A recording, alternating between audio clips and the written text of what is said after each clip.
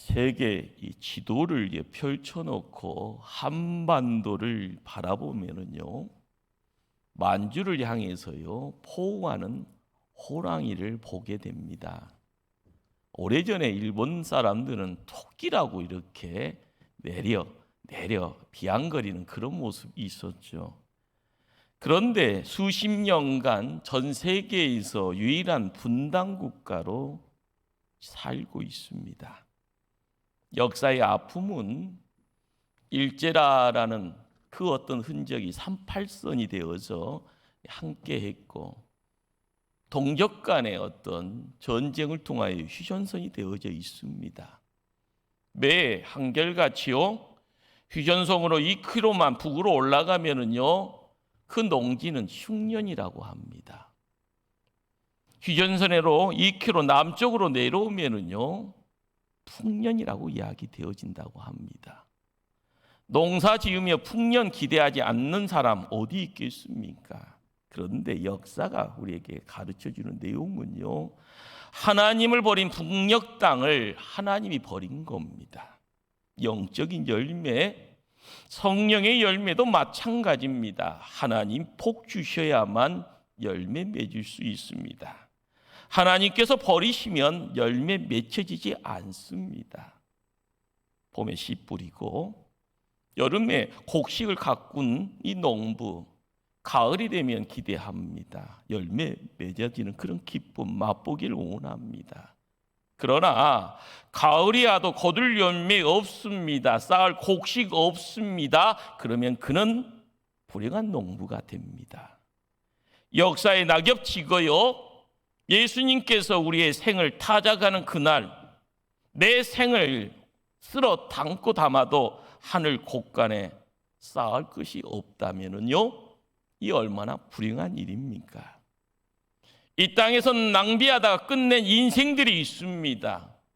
하늘 곳간에요 소중히 쌓아야 될 보물들을 쌓아놓은 인생들이 있습니다. 반드시 선악간에 하나님 심판하십니다. 개인의 타작마당, 공동체의 타작마당, 역사의 타작마당이 반드시 우리 앞에 다가옵니다. 나는 어떠합니까?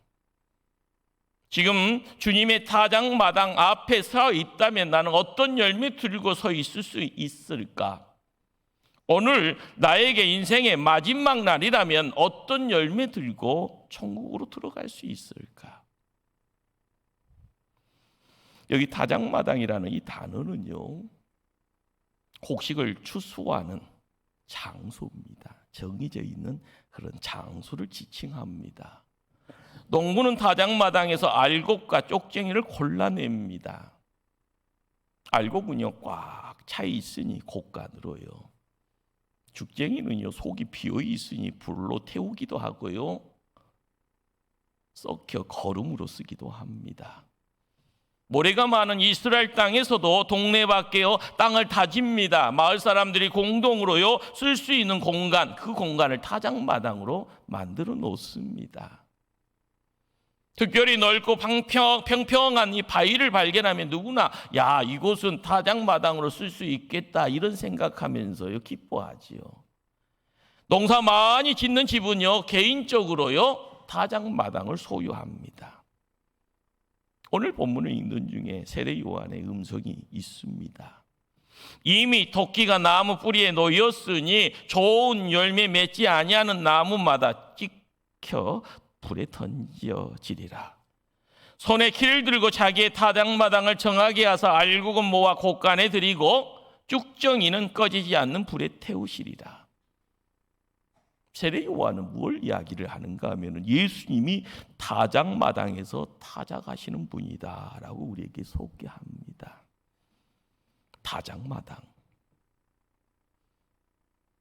타작마당을 이해하는 데 있어서요 역사적인 어떤 의미, 그리고 역사가 던져주는 비하인드의 내용들을 찾아갔으면 좋겠습니다.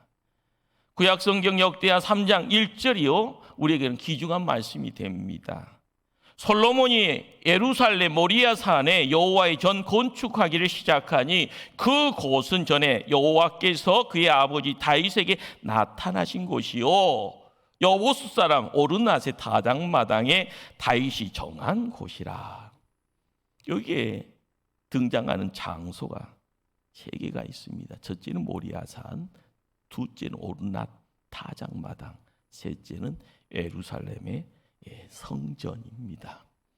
성경을 읽다 보면은요, 성전이 솔로몬 성전, 수룹바벨 성전, 헤롯 성전, 이 역사적인 어떤 이 가정에서요, 변천적인 어떤 내용들을 담는 성전 이야기가 나오죠. 이름이 나오죠. 이 성전은요, 솔로몬 성전, 최초의 성전입니다. 모리아산, 우리는 이 모리아산을 거론하면 생각나는 인물이 있습니다. 창세기 22장에요. 믿음의 조상 아브람. 그 아브람이 하나님의 음성 듣고 아들 이삭을요 데리고 올라갑니다. 이유는요, 번제로 드리는 그런 산, 장소가 모리아산입니다. 오르낫의 타작마당은요, 다윗의 교만 때문에요. 7만의 백성이 3일간의 전염병으로 죽게 됩니다. 그리고 나서 후회하는 다윗이 하나님 앞에 예배드리는 장소가 오르낫의 타작마당입니다. 솔로몬의 성전은요, 아버지 다윗이 하나님께 성전 짓고 싶은 마음이 있습니다. 그러나 하나님 용납하지 않습니다. 너의 손에 피가 묻어서 안 된다. 하나님의 집을 지을 수 있는 모든 조건을 다 준비하지만 아들 솔로몬이 성전을 짓습니다. 15만 3,600명의 인원을 통해서 7년 동안 지은 성전이 솔로몬 성전이죠. 여기에 하나님의 경륜과 하나님의 섭리가 숨겨져 있습니다. 인간이면 하고 나중에 깨닫게 되어지는 미스테리가 해결되어지는 장소입니다. 그렇지만 하나님의 섭리를 깨닫게 되면 인생의 비밀이요, 하나님의 손, 하나님의 계획 안에 있음을 인정할 수밖에 없습니다. 모리아산, 오르낫의 타작마당, 그리고 예루살렘의 성전, 동일한 장소에 세워져 가는 하나님의 개입이 그 장소에 있습니다.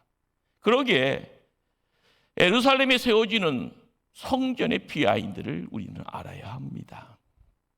다윗의 등장은요, 블레셋의 거인 장수 골리앗과의 전투였습니다. 물맷돌로요, 골리앗이 쿵 떨어지는 자리에 죽음이 나타납니다. 전쟁의 승리는 백성들의 입술에게요, 사울은 천천히요 다윗은 만만이라, 이런 찬양으로 나가게 합니다. 그리고 그 집안에요, 왕권 권력 투쟁이 시작이 됩니다. 사울 왕의 사유했던 다윗을 도망자 신세로 어떻게 보면 바꿔놓습니다.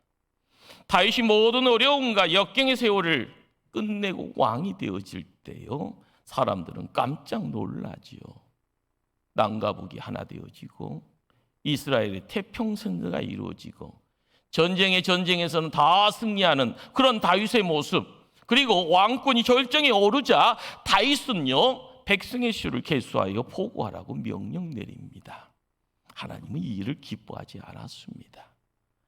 나라를 다스리면 인구조사는 필수 불가결한 일입니다. 그런데 하나님은 인구조사 그 자체보다는요, 다윗의 마음에 있는 교만을 문제 삼습니다. 이전 온갖 전쟁과 고난 중에 있어도요, 하나님이 지켜주심을 믿고 하나님께만 시선을 맞췄던 다윗입니다. 그런데 어느새 다윗의 시선은요, 자기 백성들의 수에 넓은 땅에 집중합니다. 하나님만을 의지한 대신에 자기 업적을 자랑하고픈 그 유혹 가운데요, 그 몸이 움직여 가고 있는 겁니다. 이것이 바로 다윗의 위기였습니다. 이것이 다윗이 가지고 있는 내면의 문제였고요, 실수라고 성경은 지적합니다. 이 나라 이 왕국을 내가 세웠고 백성을 내가 낳은 양 교만해진 겁니다. 하나님께서는 교만하고 타락한 다윗의 이런 모습을 그냥 내버려 두지 아니하고 선지자 갓을 보냅니다. 그리고 세 가지 중에 하나를 선택하라고 요청합니다. 왕의 땅에 7년 기근이 있을 것이니까, 혹은 왕의 온수에 쫓겨 석 달 동안 그들 앞에서 도망하실 것이니까, 혹은 왕의 땅에 사흘 동안 전염병이 있을 것이니까 왕은 생각하여 보고 나를 보내신 이에게 무엇을 대답하게 하소서. 다윗을 통하여서요, 세 가지의 선택을 요구받죠. 7년의 기근, 그리고요, 어떻게 보면 쿠데타를 통해서 3개월 동안의 도망자 신세, 3일 동안의 전염병. 이때 다윗은 울며 회개합니다. 무슨 기도를 하나요? 내가 고통 중에 있도다. 청하건대 여호와께서는 긍휼이 크시니 우리가 여호와의 손에 빠지고 내가 사람의 손에 빠지지 아니하기를 원하노라 하는지라. 이 일로요, 온 이스라엘에 3일 동안 전염병이 내립니다. 죽어나가는 사람의 수가 7만 명입니다. 다윗은 신하들과 함께 굵은 배설을 입고 하나님께 엎드려 기도합니다. 나는 범죄하였고 악을 행하였거니와 이 양무리가 무엇을 행했나이까? 청하건대 주의 손으로 나와 내 아버지 집을 치소서. 기도 들으시는 하나님은요, 재앙을 내리는 천사에게 재앙을 스톱하게 합니다. 이때 여호와의 사자가 오르난의 타작마당에 서서 뭘 이야기합니까? 오르나의 타작마당에서 여호와를 위하여 제단을 쌓아라. 다윗은요, 오르나에게 상당한 값을 치릅니다. 그리고 타작마당을 삽니다. 그리고 제단을 쌓아가며 하나님께 예배드립니다. 하늘에서는 불이 내리고요, 그 재물을 살라서요 응답하십니다. 오르나의 타작마당, 역사의 아이러니입니다. 앞으로 가면은요, 믿음의 조상 아브라함이 이삭을 바쳤던 모리아산의 언덕이고요, 이 타작마당에 하나님의 사자가 이미 있습니다. 그리고 다윗의 입술을 통해서 고백하게 합니다. 이곳은 여호와의 하나님의 전이요 이스라엘의 번제단이로다. 나중에 이곳은 이스라엘 성전터가 됩니다. 예수님께서 인간의 죄를 짊으시고 땀방울이 핏방울이 되도록 기도했던 그 장소가 어떤 장소입니까? 그 장소에서 예수님의 입술을 통해서 무슨 기도가 하나님께 들려집니까? 이 잔을 내게서 지나가게 하옵소서. 그러나 나의 온대로 마옵시고 아버지의 온대로 하옵소서. 몸부림쳤던 그 자리입니다. 땀방울이 핏방울이 되어지는 그 자리입니다. 바로 그 자리가요 성전터요, 그 자리가 타작마당이요, 그 자리가 모리아산의 언덕 그 자리입니다. 하나님은 믿음의 조상 아브라함에게요 모리아산 그곳에서 자손 만대의 축복을 약속하셨습니다. 하나님은 그곳을요 하나님의 성전터로 삼으셨습니다. 그리고 다윗에게는 알곡과 쭉쟁이를 갈라놓은 타작마당이 되게 합니다. 여기서 다윗은 하나님을 만났고요, 눈물로 회개하였고 용서를 받았습니다. 여기서 제단을 쌓고 번제와 화목제를 드리자 하늘에서 불이 떨어지는 자리, 바로 그 자리는 하나님의 임재의 자리였습니다. 보십시오.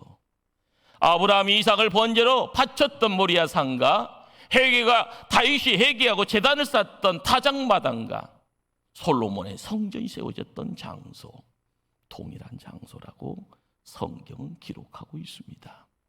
그렇습니다. 타작마당, 주님의 교회, 하나님의 성전, 이 모든 것은요 이 땅의 모습을 드러냈던 인자 예수님이요 하나님으로 함께 하시면서요 우리의 삶 속에 사랑의 실체가 뭔지를요 보지 못하는 눈, 듣지 못하는 귀를요 벗겨주시고요 다시 보게 합니다. 피 흘리는 그 자리에서 세워지는 자리입니다. 회개하고 용서받는 관계에서 울고 구원받는 관계에서 울고 쌓아져가는 제단이 바로 그것입니다. 가장 소중한 것을 바칠 수 있는 그곳에 성도들의 희생 위에 세워져가는 십자가가 있는 장소입니다. 그곳은 하나님의 천국 백성 그리고 사단의 지옥 백성이 나뉘어지는 장소, 알곡과 쭉쟁이가 갈라지는 타작마당이 됩니다. 이 시대를 살아가는 성도들이 확실하게 깨달아야 될 하나님의 진리입니다. 여기 타작마당은 구원의 장소입니다. 심판의 장소입니다. 그리고 이 장소는 예배의 장소입니다. 하나님이 임재하는 곳이기에요. 하나님의 영광스러운 임재를 우리가 함께 맛봐야 될 장소입니다. 회개하고 용서받는 곳이고요. 이제 결론 자명합니다. 타작마당은 바로 이 시대의 오늘날의 교회를 의미합니다. 우리가 지금 앉아 예배드리는 이 예배의 자리가 타작마당입니다. 우리가 섬기고 있는 목포 초대교회가 타작마당입니다. 여기서 알곡과 쭉쟁이가 갈라집니다. 이 교회를 어떻게 섬기느냐 하는 것이요, 하늘 곳간의 수확과 열매의 바로미터가 됩니다. 이곳에서 우리는 하나님을 만나야 합니다.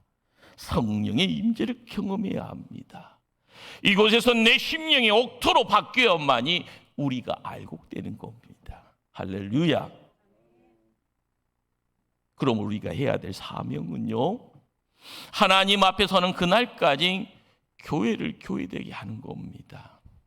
예수님이 말씀합니다. 내가 이 반석 위에 내 교회를 세우리니 음부의 권세가 이기지 못하리라. 세상 사람들은요, 어둠 속에 있으면 어둠이 세상의 전부인지를 압니다. 그렇죠. 세상의 어둠의 내용들이요, 우리를 젖먹는 것이 아닙니다. 우리를 푹 덮어버렸습니다. 그러나 빛의 자녀가 빛의 권능을 가지고요, 세상을 비치면은요, 어둠은 물러가는 겁니다. 교회는요, 언제나 미래형이죠. 지금 별 볼 일 없고요, 지금 먼지 같은 인생처럼 보인다 할지언정이요, 오늘의 시간을 통하여서요, 과거에 뒤돌아가는 인생이 아니라 앞으로 나가는 인생, 앞만 보고 나가는 인생, 그러면서 이루어야 될 교회가 있습니다. 주님이 원하는 교회입니다. 복음으로 온전하게 순수함을 지키는 교회입니다. 가장 영광스러운 하나님의 임재를 맛볼 수 있는 장소가 돼야 됩니다. 바로 그곳에 주님 만나는 그날까지. 그러나 그것은 지금 이루어지지 않았습니다. 주님의 심장성의 아름다운 교회 만들기 위해서요, 사도 바울이 무덤으로요, 날마다 자기를 복종시키면서요, 나는 날마다 죽노라 했던 그 몸부림의 자리, 그렇죠, 거룩한 몸부림의 내용들, 우리가 이곳에서 이루어야 될 내용입니다. 교회는 성도들의 타작마당입니다. 이것이 바로 칼빈의 장로교가 서 있는 개혁교회의 정신입니다. 스피릿.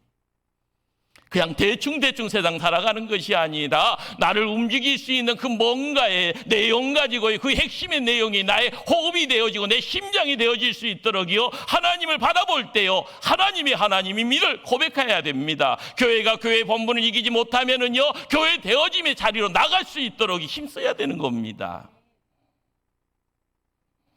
우리가 교회를 섬기면서 한 가지 결단을 해야 될 줄 압니다. 주님 앞에 서는 그 시간까지 타작마당 되는 교회를 내가 해야 하지 않겠노라고.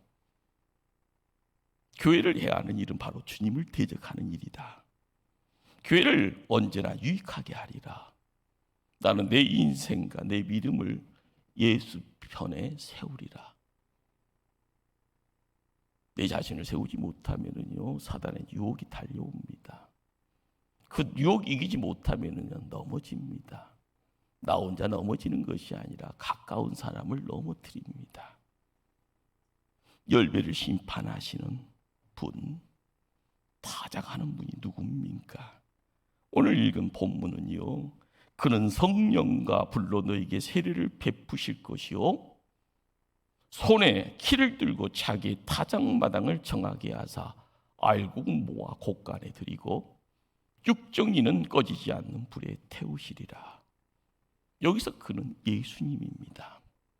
자기의 타작마당이라고요, 분명히 말씀합니다. 이 타작마당의 주인이 바로 우리 예수님입니다. 그래서 주님이라고 이야기하죠. 세상을 살리는 구세주라고 이야기합니다. 예수님은 타작마당의 주인으로 오셨습니다. 부정하면 안 됩니다. 다시 타작하기 위해서 우리 가운데 오실 겁니다. 이것이 심판이고요, 종말의 자리고 재림의 자리입니다. 그러면서 교회는 구원의 장소인 동시에 심판의 장소가 됩니다. 농부가 타작마당에서 일꾼들에게 말합니다. 가라지는 먼저 거두어 불사르게 하자. 알곡은 모아서 내 곳간에 들이리라. 지금도 가라지 자랍니다. 곡식도 알곡되어서 자랍니다. 그러나 중요한 것은요, 어떤 시간 포인트가요, 타작마당 주인 오실 때까지입니다. 가라지는 불구덩이에, 알곡은 천국 곳간에 모여지는 그 시점은 지금 아닙니다. 주님 오시는 그날입니다. 그러기에 신앙생활은요, 타작마당을 준비하는 것입니다. 그때까지 때론 교회 섬기기가 힘들 때가 있습니다. 그래도 견뎌야 합니다. 가라지를 속히 뽑아버리고 싶은 열망 있죠. 그래도 참아야 합니다. 내가 할 아닙니다. 마지막 때, 추수 때는 갈라지는 때죠. 양과 염소가 갈라지고요, 알곡과 쭉쟁이가 갈라지고요, 기름 등에 넉넉히요 준비하는 사람과 등잔만 들고 따라다니는 겁대기 신앙인들 갈라지는 자리입니다. 비전과 목적을 알고요 참고 인내하는 사람하고요 자기 이름 대고 장사하고 사는 사람이 갈라지는 자리입니다. 미래학자들이요 갈수록 경고하는 내용이 뭡니까? 전 세계가 양극화가 더더욱 심해질 거라고 경고합니다. 뭐니 경제에 대한 이야기도 그렇습니다. 코로나를 통해서요 많은 사람들이 힘듭니다. 어렵다고 이야기합니다. 그러나 바로 그 자리에서도요 경제적인 모든 남들이 깨닫지 못할 정도로 엄청난 부를 축적하는 사람들이 있다는 겁니다. 그런데 지금 경제적인 모든 기회를 박탈당하고 굶어 죽어가는 사람이 있다는 것, 이 지구의 현실입니다. 미국이라는 땅덩이가 얼마나 큽니까? 거기에 400만의 경제 상류층이요 400만 명 정도가 되어지는 이 부유층 자체가 미국 부의 대다수가 그들에 의해서 좌지우지가 되어지고 있다고 합니다. 전 세계에서 거지가 가장 많은 나라가 어디라고요? 미국입니다. 지금 세계는요 잘 사는 나라와 못 사는 나라로 이렇게 선명하게 나누어집니다. 교회도 지금 나누어지고 갈라집니다. 대다수 교회가 코로나로 인해서 침체를 지금 경험하고 있습니다. 헤어나지 못해서요 죄송합니다. 문 닫는 교회가 속출합니다. 주님의 몸된 교회를요 믿음으로 섬기는 자, 세상에 오염되어 속물로 전락한 자로 갈라집니다. 알곡 성도와 쭉쟁이 성도들로 나누어지는 그때 우리는 어느 편에 서기를 원합니까? 추수 때는요 갈라지는 때입니다. 꼭 기억하십시다. 어떤 나무가 좋은 나무입니까? 가을 때 판가름 납니다. 어떤 사람이 승리자가 됩니까? 죽어봐야 합니다. 주님의 심판대 앞에 서봐야 안다는 말입니다. 그래서 신앙은 장난이 될 수가 없습니다. 인생은요 연습이 될 수 없습니다. 시행착오를 점검하는 여행 연습하는요 졸업 축하 장소 될 수 없습니다. 주님 오십니다. 반드시 오셔요. 그날의 자리에 역사의 타작마당이 펼쳐질 겁니다. 지금 내가 교회에 와서 은혜 받고요 좋은 말씀 듣고요 기도에 응답 받고 기쁘게 행복하게 신앙생활 한다면 이거 얼마나 귀한 일입니까? 그러나 여기서 한 가지 깨달아야 될 것은요 그 내용은요 잎사귀에 불과하다는 겁니다. 그것 가지고 천국 가지 못한다는 겁니다. 잎사귀는요 만난 열매 맺기 위해서요 건강한 나무 유지하기 위해서 필요한 것뿐입니다. 타작마당에서 천국으로 옮겨지는 것은요 열매입니다. 열매. 꼭 명심하십시다. 하워드와 라시라는 두 분이 쓴 부요한 구원, 가난한 구원이라는 책에 나오는 이야기입니다. 하나님의 심판대 앞에 선 사람들이요, 보니까 저마다 커다란 집더미를 가지고 있더라는 겁니다. 그런데 시간 지나면은요, 모든 집더미에 불이 붙는 겁니다. 이 땅에서 큰 부자로 살면서 남다른 명예 권세 누렸던 사람의 집더미 엄청나게 컸던 겁니다. 그런데요, 불이 붙자 부귀영화가 다 태워져 남는 것은 쟤밖에 없었습니다. 무슨 말인가요? 설사 그가 예수 믿고 구원받은 사람이다 할지언정요, 쟤밖에 없는 인생, 부끄러운 구원, 가난한 구원이라는 겁니다. 또 다른 사람이 있습니다. 그렇게 커보이지 않는 집더미였습니다. 시간이 지나고서 하늘에서 불이 임합니다. 그런데 불이 붙고 나서 금방 꺼져버립니다. 그의 더미는요, 금은 보석으로 가득 차 있어서 금방 꺼져버린 겁니다. 무슨 말일까요? 교회를 섬기고요, 이웃을 섬겼던 보석, 복음 때문에 수고하고 핍박받았던 금과 같은 믿음, 바로 그의 최후의 타작마당은요, 바로 그것이 영광스러운 구원이라, 그의 진짜 백이 부요한 구원이다, 그런 말씀입니다. 사랑하는 성도님들은 어떻습니까? 나의 집더미는 어떨까 생각해 보셨습니까? 오늘이 내 인생의 마지막 날, 타작마당이라면 무엇이 후회스러울 것 같습니까? 그것은 모든 성령의 열매를 맺지 못하고 살았던 인생이라 생각되어질 때마다 무슨 후회가 찾아옵니까? 더 많이 사랑했으면 좋았을 텐데, 더 행복하게 기쁘게 살았으면 좋았을 텐데, 왜 그 사람하고 화해하지 못했을까? 왜 용서하고 살아지 못했을까? 좀 더 나눠주며 살 수 있었는데 내가 조금 참고 입 다물고 있었으면 되었을 텐데, 내가 시간 들여서 하나님께 조금 더 많은 충성했으면 좋았을 텐데. 그렇습니다. 모두 성령의 열매를 맺지 못한 한스러움의 표현입니다. 다시 묻습니다. 오늘이 내 인생의 타작날이라면 나는 어떤 열매 들고 하나님 앞에 서게 될까요?